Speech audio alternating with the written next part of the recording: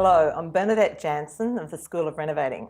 So we have a program for women who are on playing a bigger game. It's called WonderWomen, for women who want to, create a path to financial freedom through renovating and property. And I want to introduce you to one of those members, and this is Niki Tranfield, and she's come in to tell her story. And so, welcome, Niki. Thank you. So before we start, do you want to share a little bit about yourself? Yes, I arrived in Sydney 20 years ago from the UK. I've lived on the Northern Beaches ever since, and I have a daughter and a cat, and I work locally, so that's me. Awesome. And so do you want to tell us a little bit about your property journey? Yeah, sure. It took us a long time to actually get into the property journey. It wasn't until I was 40 that I bought my first home, and that was our family home. And then more recently, I have purchased 2 investment properties on my own and one as a joint venture, yes. Great. Yes, that's interesting, because I know a lot of people think once they get into their 40s, it's starting to get a bit late. So it's never too late. So that's awesome. Nope, the last 2 were in my 50s, so it's definitely not too late. Great, great. You're a great advertisement. So, so what sort of properties have you purchased? And so what's been the plan? Okay, so after the family home, the next properties were investment properties.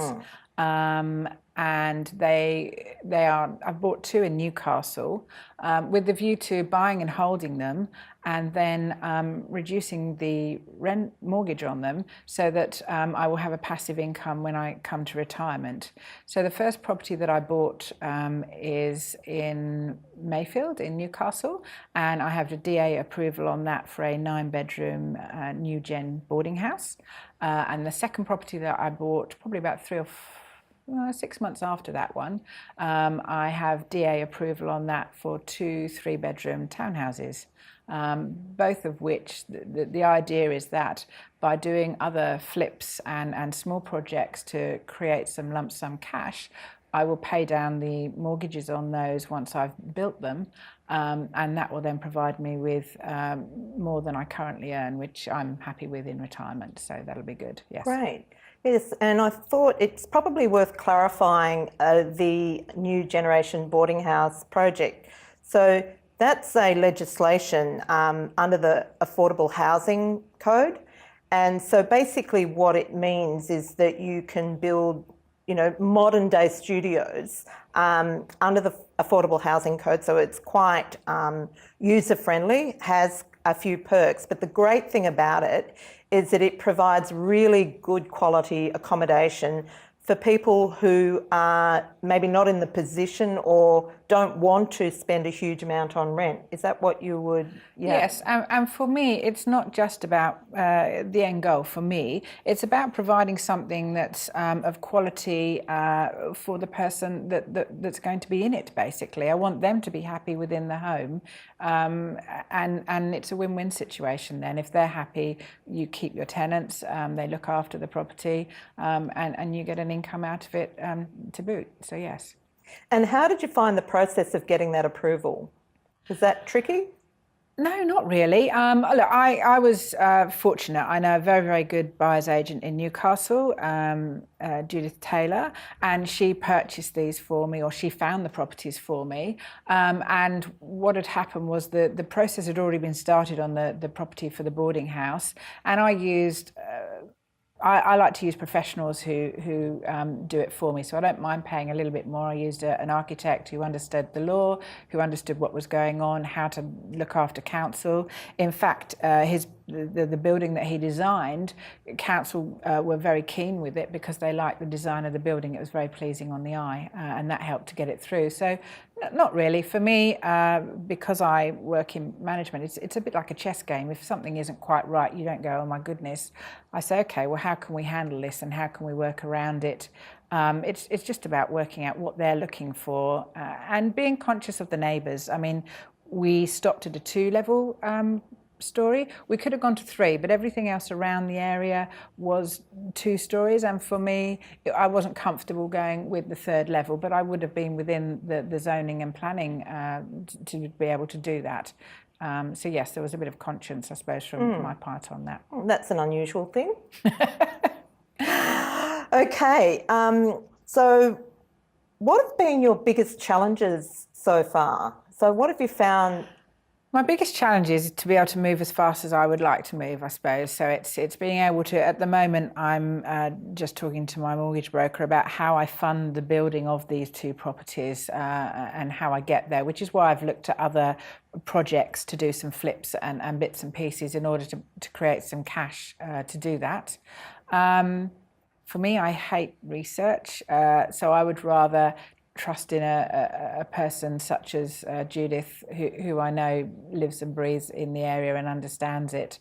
But you still need to do your own due diligence as well. And just understanding the different laws in the different states, in the different areas, less of a challenge. I enjoy learning. So for me, it's a big learning journey and I love that. Great. So you love the learning part of it. Is there anything else about the investment process that you really love?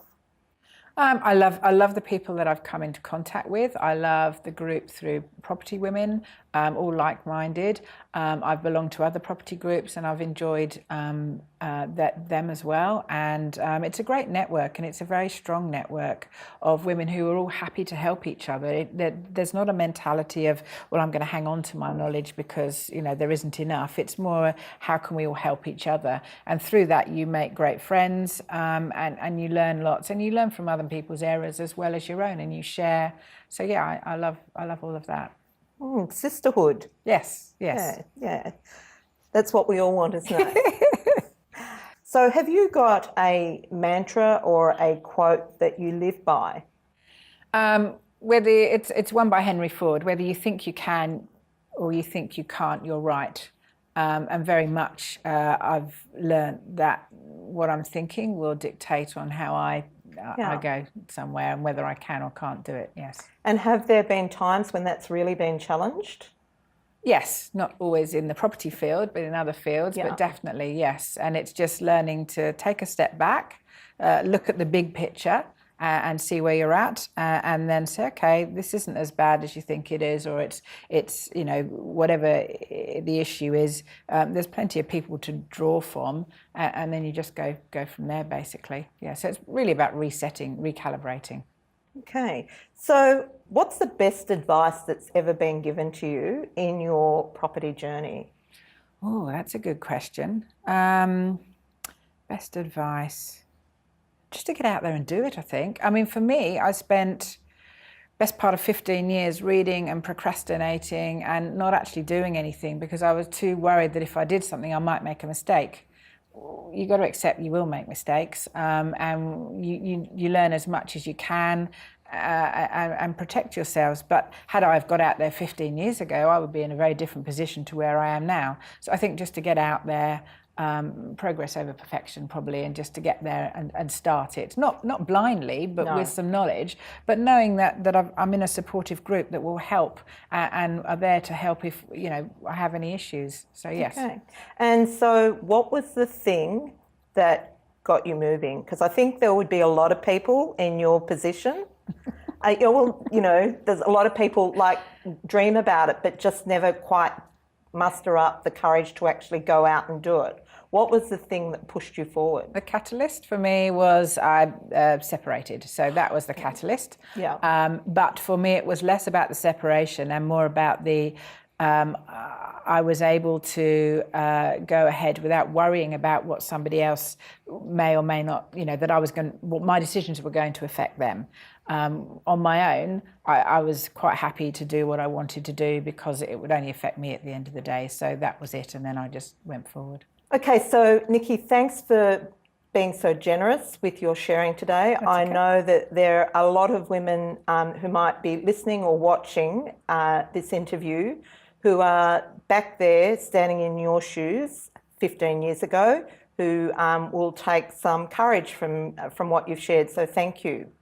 And so I hope that you've got some snippets of value out of that interview, and stay tuned for the next one.